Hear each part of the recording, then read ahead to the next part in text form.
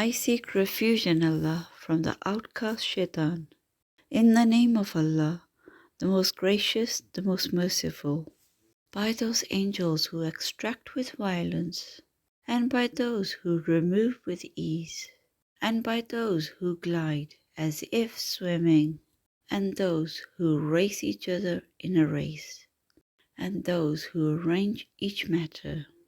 On the day the blast of the horn will convulse creation, there will follow it the subsequent one. Hearts that day will tremble, their eyes humbled.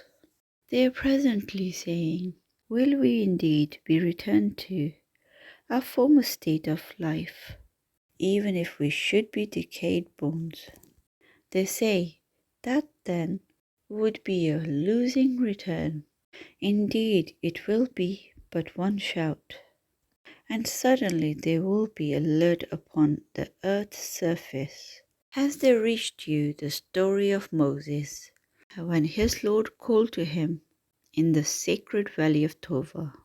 Go to Pharaoh, indeed he has transgressed, and say to him, would you be willing to purify yourself, and let me guide you to your Lord, so you would fear him?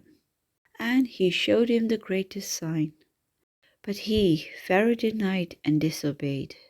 Then he turned his back, striving, plotting, and he gathered his people and called out, and said, I am your most exalted Lord.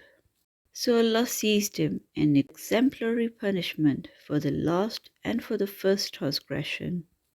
Indeed, in that is a lesson, warning for whoever would fear Allah. Are you a more difficult creation, or is the heaven? He, Allah, constructed it. He raised its ceiling and proportioned it, and He darkened its night and extracted its brightness. Then after that He spread the earth.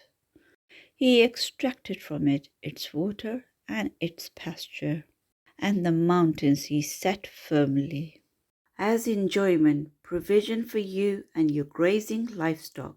But when there comes the greatest overwhelming calamity, the day when man will remember that for which he strove, and hellfire will be exposed for all those who see.